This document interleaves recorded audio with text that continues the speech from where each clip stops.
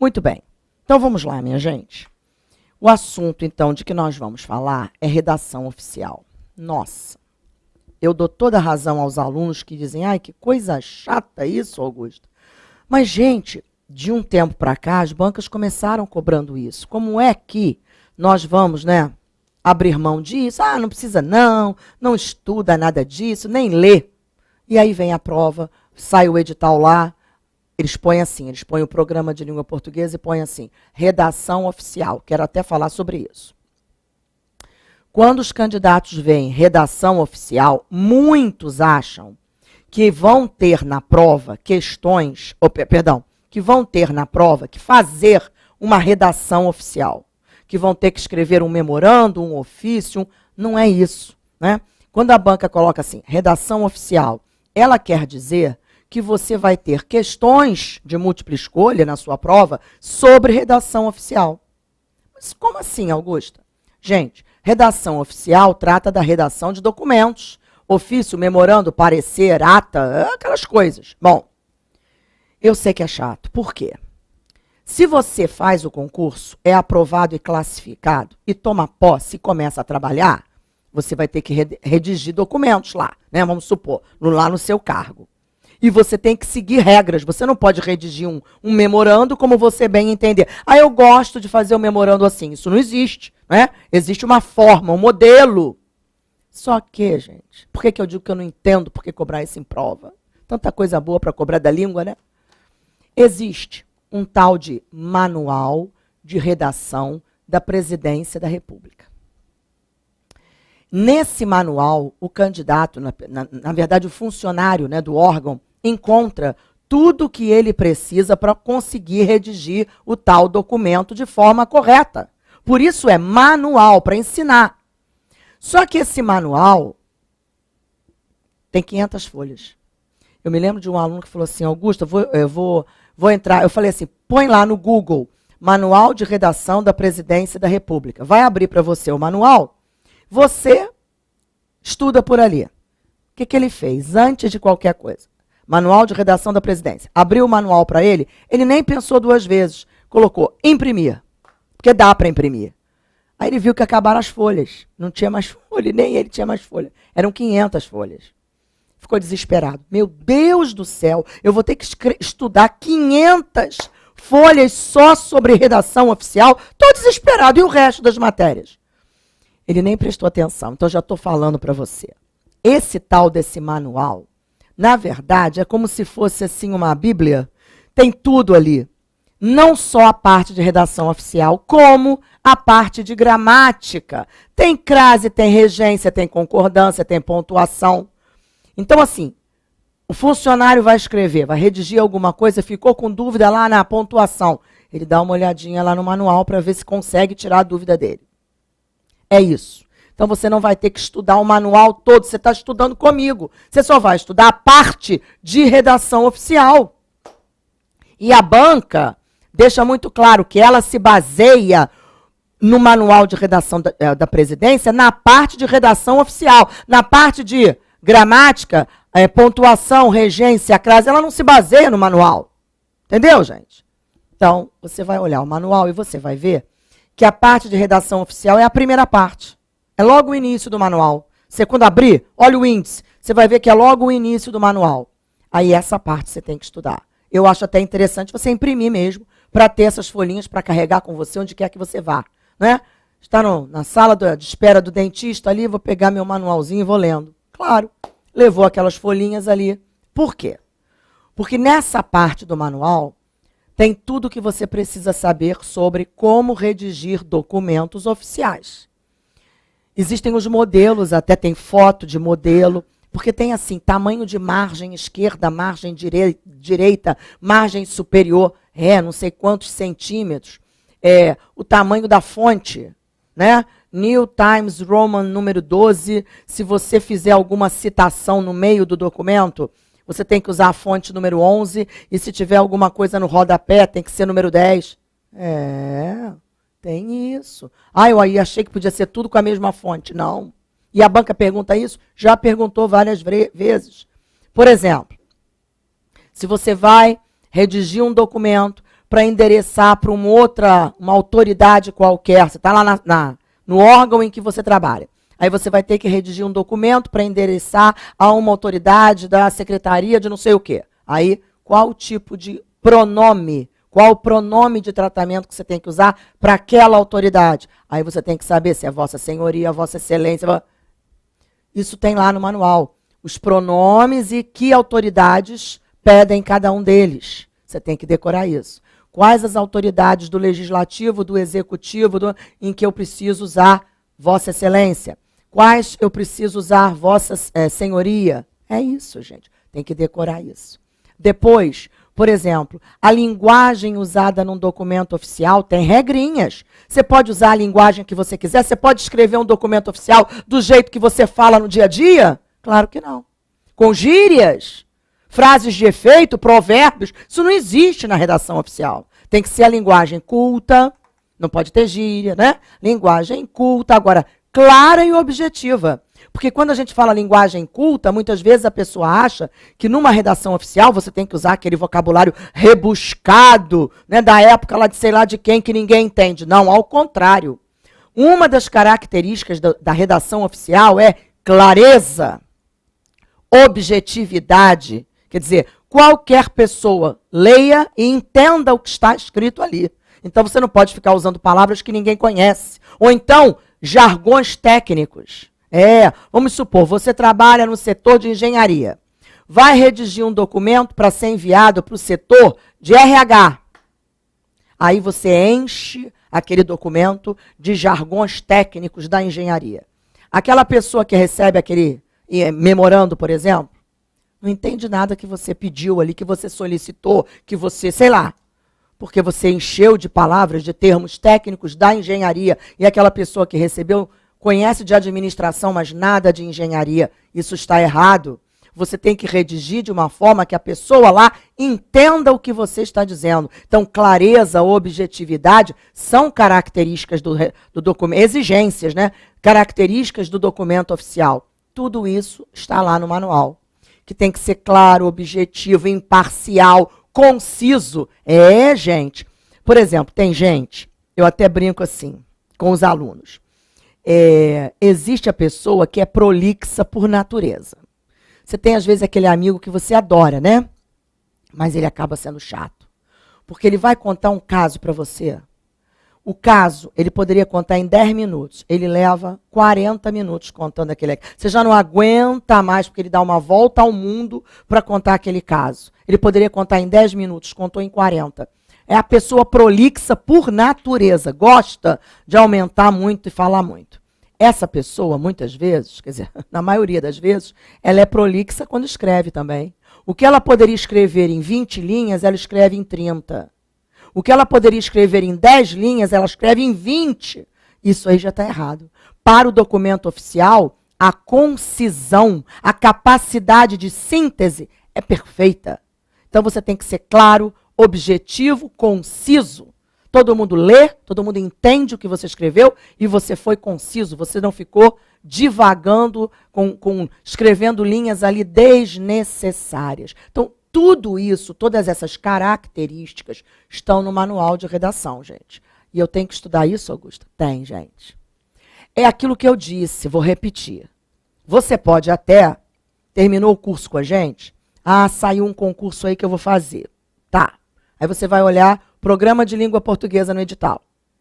Nossa, tem crase, tem regência, tem concordância, tem pontuação, tem semântica, tem verbos, tem vozes verbais, valores de Q e C, interpretação. Mas nem tem redação oficial, tá vendo? Para quê que a Augusta falou aquela aula sobre redação oficial e me falou para estudar aquilo? Gente, nós nunca conseguimos adivinhar. Se nós tivéssemos a bolinha de cristal, seria bom. Aí, ao contrário, você nem dá uma olhada no manual de redação da presidência, na redação oficial. Aí vem o edital, você olha. Caramba, tudo aquilo de língua portuguesa, crase, regência, concordância, blá, blá, blá, blá, blá, blá, blá, e redação oficial. Eu nem li, não sei nem o que é um memorando. Qual a diferença de um memorando para um aviso? E aí? Mas às vezes só vem 3, 4 questões. Você acha pouco? Perder 3, 4 questões, chutar as 4, porque nem sabe do que se trata, porque não estudou? Gente, você deve saber tão bem quanto eu que hoje as disputas são acirradíssimas nos concursos. Uma questão faz uma diferença absurda para o candidato. Às vezes o aluno diz assim para mim, nossa, Augusta, eu fiz 64 questões, ele fez 65, ele entrou e eu não. Por causa de uma questão, Augusta. Gente, uma questão, às vezes, faz uma diferença na classificação de 200, 300 posições. E isto é realidade, é fato, não é blá, blá, blá, não. Então, você vai arriscar, nossa, não vou estudar isso, não. Se vier, sei lá, 2, 3, 4 questões de redação oficial, eu chuto lá qualquer coisa e pronto. Você não vai chutar, né, gente? Você não vai fazer isso com 2, 3, 4 questões da sua prova. Então é o que eu digo, vou repetir agora. É chato? É. É muito chato ficar estudando isso. Mas assim, você não pode abrir mão de pelo menos dar uma lida. Não pode. Você tem que dar uma lida. Você vai ver claramente quais são as partes até mais importantes. Quais as que você realmente precisa decorar, porque e tem mais, caem muito, caem sempre. Fazendo as provas, você vai ver quais são essas partes que mais caem, que mais são cobradas. Eu fiz o seguinte, eu fiz um resumão aqui desse manual para você, quer dizer, do manual não, da parte de redação oficial do manual. Mas eu sou sincera, né? Eu fiz o resumo para tentar facilitar um pouco a sua vida. Mas se você quiser ir ao Google, Manual de Redação da Presidência da República, imprimir a parte da redação oficial toda e lendo aos pouquinhos, eu acho que vale, não é? Se você quiser estudar só por esse resumo, tudo bem, porque justamente, como normalmente vem mais tranquilo para vocês, eu fiz isso. Mas se você quiser imprimir a parte de redação oficial inteira para estudar, faça isso. Eu vou dar uma olhada com você aqui, que eu vou mostrar exatamente isso que eu fui comentando. Vamos lá. O que é redação oficial, aí eu explico. Eu não, né? Isso aqui, olha só, tudo isso foi tirado do manual de redação da presidência, pelo amor de Deus. Não foi Augusta que achou que é isso e colocou aqui, não. Isso é o que está no manual, tá? E aí continua, ó, tudo explicadinho, como ele se caracteriza, e por aí vai, ó. Aqui, quer ver? Transparência do sentido dos atos normativos, tá vendo? Inteligibilidade, são requisitos do próprio Estado de Direito. Quer dizer, um documento oficial tem que ser legível, tem que ser inteligível, tem que ser objetivo, claro. E aí continua essa parte toda, e continua, ó. Esses mesmos princípios, impessoalidade, clareza, uniformidade, concisão, uso de linguagem formal, aplicam-se às comunicações oficiais, tá vendo? E aí vai. E aí vai. Ó, isso tudo. Aí ele vai falar de cada uma daquelas características. A impessoalidade. A finalidade da língua é comunicar, quer pela fala, quer pela escrita. Para que haja comunicação, são necessários alguém que comunique, algo a ser comunicado e alguém que receba a comunicação. Muito bem. No caso da redação oficial, quem comunica é sempre o serviço público, né? Claro. Um ministério, uma secretaria, um departamento, uma divisão, tal. O que se comunica é sempre algum assunto relativo às atribuições do órgão que comunica. O destinatário, claro, pode ser uma empresa, um outro órgão, o público, o conjunto de cidadãos, né, um outro órgão público, como eu disse, do executivo ou dos outros poderes, por aí vai. Percebe-se assim que o tratamento impessoal que deve ser dado aos assuntos que constam das comunicações oficiais decorre de quê? E aí eu vou explicando. Ausência de impressões individuais. Num documento oficial você não vai dizer eu penso isso, eu acho isso, não. Você tem que ser impessoal. E aí vai, ó. Vai falando da impessoalidade, o caráter impessoal, ó. Concisão, clareza, objetividade. Viu o que eu estava falando? Isso. Aí vai explicando tudo. Vai explicando, vai explicando. E aí vai. Tudo isso. Você tem que ler. Falando do padrão culto, tá vendo? Você não pode usar o padrão, você não pode escrever como você fala. Ah, eu falo assim no dia a dia, eu escrevi como eu falo. Não, não existe isso. Muito bem. Ó, linguagem técnica deve ser empregada apenas em situações que a exijam. sendo de evitar o seu uso indiscriminado. Aquilo que eu falei, você é um engenheiro, mas vai mandar um documento para um outro setor que não tem nada a ver com a engenharia, um setor administrativo, por exemplo. Você vai encher seu documento com jargões técnicos da engenharia, o outro não vai entender nada? Claro que não. Você tem que tentar adaptar para que o outro entenda o que está naquele documento. Muito bem. E aí vai. A formalidade, a padronização do documento, né? Aquilo que eu disse, ó. Muito bem. E vai. A concisão e a clareza. Ó. Muito bem. A revisão. Aí vai falar especificamente das comunicações oficiais. Então vamos lá, ó.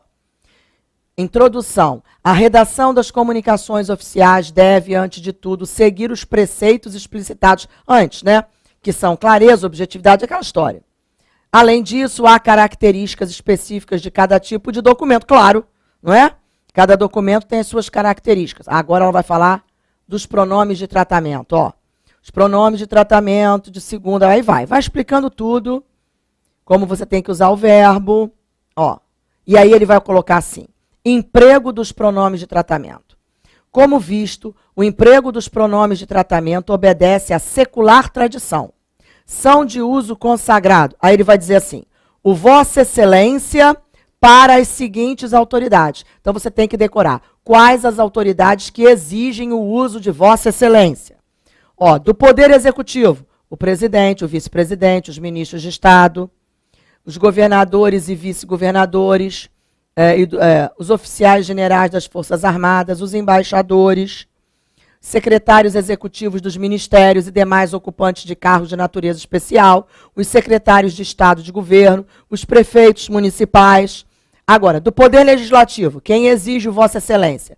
Os deputados federais e os senadores, o ministro do Tribunal de Contas, os deputados estaduais e distritais, os conselheiros dos tribunais de contas, os presidentes das câmaras legislativas e do Judiciário, os ministros dos tribunais, os membros dos tribunais, os juízes, os auditores da Justiça Militar. Ai, Augusta, que coisa chata ficar decorando isso. Eu falei que era chato, né? Mas não tem jeito.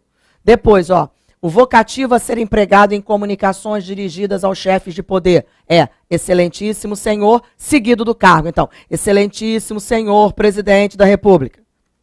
Excelentíssimo Senhor, Presidente do Congresso Nacional. Excelentíssimo Senhor, Presidente do Supremo Tribunal Federal. Por aí vai. As demais autoridades serão tratadas com o vocativo senhor, seguido do cargo. Então, senhor senador, senhor juiz, e aí vai. Bom, aí o exemplo, como a gente faz no envelope, ó. Como é que faz o endereçamento, tá vendo? Olha aqui, os exemplos. Bem legal. Depois, continua. Vossa Senhoria. Vossa Senhoria é empregado para as demais autoridades e para as particulares. Quer dizer, a gente viu tudo que tinha que usar o Vossa Excelência, para as demais aqui o Vossa Senhoria. E aí vem os exemplos. Fechos. Aí ele vai falar dos fechos. Quer dizer, como você fecha uma comunicação. Ah, um grande abraço. Não, não é com grande abraço, isso não é até a próxima, nada disso. Existe regra. Então, são dois fechos, na verdade. O atenciosamente e o respeitosamente. Quando você está fazendo um documento e você vai terminar o documento, e esse documento você vai endereçar a um funcionário que está na mesma posição que você na empresa, ou abaixo, no órgão, ou igual a você ou abaixo de você, você fecha com atenciosamente. Se esse documento você vai enviar a um funcionário que está acima de você, em hierarquia superior a você, manda mais que você, você vai terminar com respeitosamente. Então não é uma coisa que você escolha, não. É atenciosamente para uma situação, respeitosamente para outra situação. Então tá tudo explicadinho aqui, ó. Ó, respeitosamente para autoridades de mesma hierarquia, aqui, ó, para autoridades superiores, inclusive presidente, respeitosamente, se é superior a você. Para autoridades da mesma hierarquia que você ou abaixo de você, inferior, aí o atenciosamente, tá vendo? Muito bem, e aí vai. Como fazer a identificação do signatário.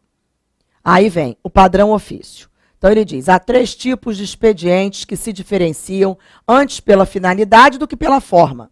O ofício, o aviso e o memorando. Eles se diferenciam pela finalidade, não pela forma, né? Aí você vai ter que saber o que é um ofício, ó, que é um memorando, ele vai explicando tudo, ó. Tá vendo? Ó. E aí vai. Ai, Augusta, pois é. Como fazemos a diagramação, ó. Tá vendo, ó? Deve ser utilizada a fonte do tipo Times New Roman número 12. Número 11 nas citações, foi o que eu falei. E se tiver uma notinha de rodapé, número 10. Ai, Augusta, tem que saber isso, gente. Olha aqui, ó. Explicando aqui, o campo destinado à margem lateral esquerda terá no mínimo 3 centímetros. O campo destinado à margem lateral direita terá 1,5. Ai, Augusta. Mas já caiu isso em prova perguntando isso já? Já. Então vamos lá, e continua, ó. E continua. Vai falando. Aí vem falar do aviso e do ofício. Qual a definição e a finalidade deles? Aí vem. Qual a forma e a estrutura deles? Tá vendo? Dá exemplos. Memorando, ó. Qual a finalidade de um memorando? Definição e finalidade de memorando. Aí vai. Como é a forma e a estrutura do memorando, ó. Exemplos. Aí vem exposição de motivo, é outro documento. Como se define exposição de motivo e a finalidade. Ó. A exposição de motivos é um expediente dirigido ao presidente da República ou ao vice-presidente para quê? Para informar de um determinado assunto, para propor alguma medida, para submeter à sua consideração um projeto. Aí chamamos de exposição de motivos. Aí vem falando mais. Qual a forma e a estrutura da exposição de motivos? Aí vem. Mensagem. O que é mensagem? Qual a finalidade da mensagem? Ó. Aí vem as características. Muito bem. Ó. Ó. E vai. Poxa, Augusto, é muita coisa. Eu sei que é, gente. Mas, ó. Outras mensagens, outros tipos de mensagem, ó. Mensagens menos comuns. Forma e a estrutura das mensagens, ó. Telegrama. Ainda existe isso, né, Augusta? Claro que existe, ó. Telegrama, a definição e a finalidade. Com o fito de uniformizar a terminologia e simplificar os procedimentos burocráticos, passa a receber o título de telegrama. Toda comunicação oficial expedida por meio de telegrafia, telex, etc. Por tratar-se de forma de comunicação dispendiosa aos cofres públicos e tecnologicamente superada, deve restringir-se ao uso do telegrama apenas àquelas situações que não seja possível, e por aí vai. A forma e a estrutura, a definição. Agora, fax.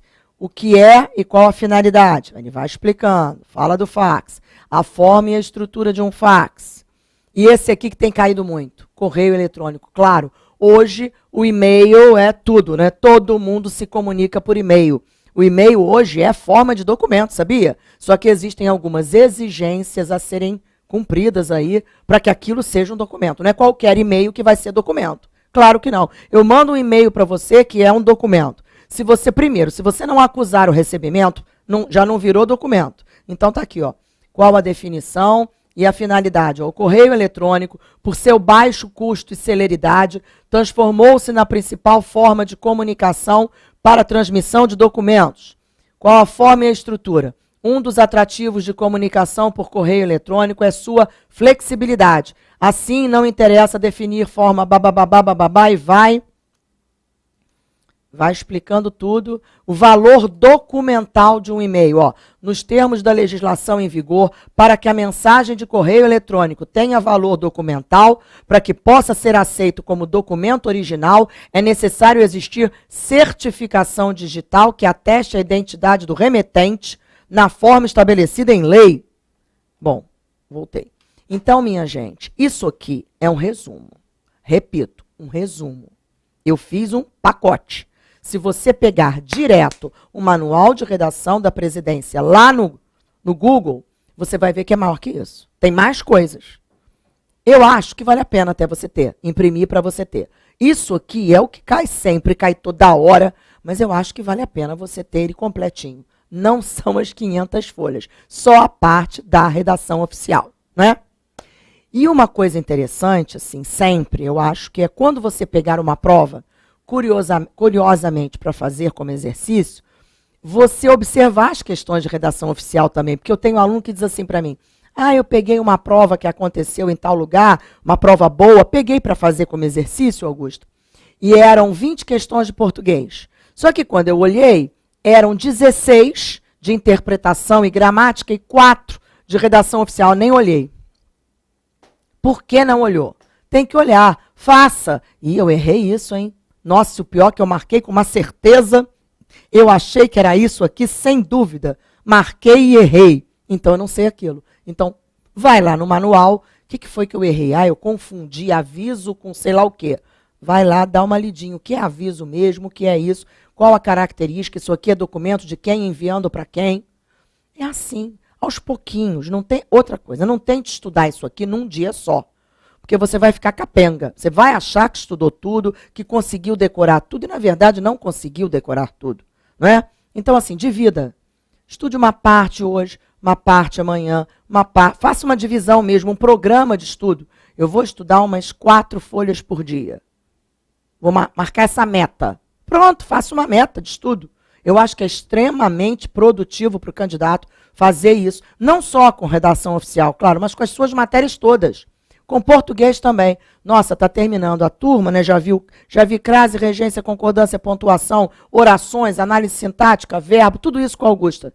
Agora eu tenho que me programar para fazer uma revisão disso tudo, porque eu já esqueci algumas coisas. Preciso rever. Então, faça um programa de estudo. Primeira semana de estudo, eu vou estudar português, sei lá. Tem gente que prefere estudar um pouquinho a cada dia, nem que seja meia hora por dia. Outros não. Não, eu vou separar para o português terça e quinta. Tá. Quanto tempo eu vou ter para estudar português? Ah, 1 hora, 2 horas. Faça uma divisão da matéria. Bom, então, na terça eu vou estudar 2 horas isso aqui.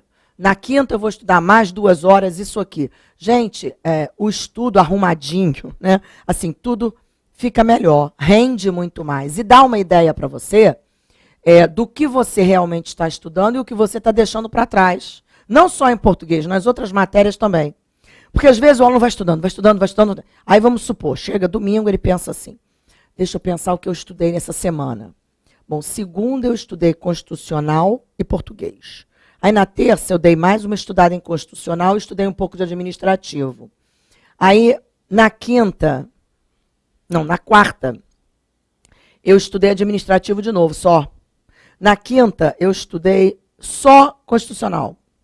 E na sexta, eu estudei só português. Peraí, então nessa semana, na verdade, eu estudei um pouco de constitucional, um pouco de administrativo e um pouco de português. Nossa, mas eu nem peguei na informática, eu nem peguei, sei lá, raciocínio lógico, eu nem peguei. Aí você, nossa, mas então ficou algum buraco aí na minha grade de estudo. Tem alguma coisa aí que não rolou essa semana. Isso funciona? Não funciona, gente. Então tenham muito carinho com isso. Procurem fazer um plano de estudos. Isso ajuda muito, muito mesmo. Só que assim, não dá para dar uma receita para você. Ah, dá um plano aí pra gente. Sabe por que é complicado? Porque cada aluno tem a sua vida, a sua rotina. Eu não posso dizer para o candidato aqui, olha, estude português 1 hora por dia, hein?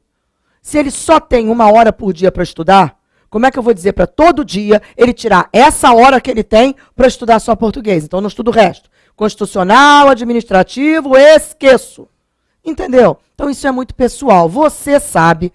Você trabalha? Não, eu não trabalho, eu não estou trabalhando, eu tenho todo o tempo do mundo só para estudar. Ou então, não, eu trabalho sim. Eu chego a casa às 8 horas da noite, vou tomar um banho, vou comer, aí que eu vou começar estudando. Mas eu preciso me deitar, sei lá, às 11 ou meia-noite, porque eu acordo 4 horas da manhã.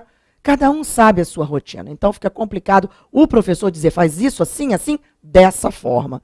Eu só acho que você precisa adaptar, de acordo com o tempo que você tem livre para estudar e com os dias que você tem, fazer um quadrinho lá, faz o quadrinho, o plano de estudo e cola lá no lugar onde você se senta para estudar, né? Cola ali para você olhar. Então, hoje é isso, isso e isso, tanto tempo cada um, ajuda muito, gente.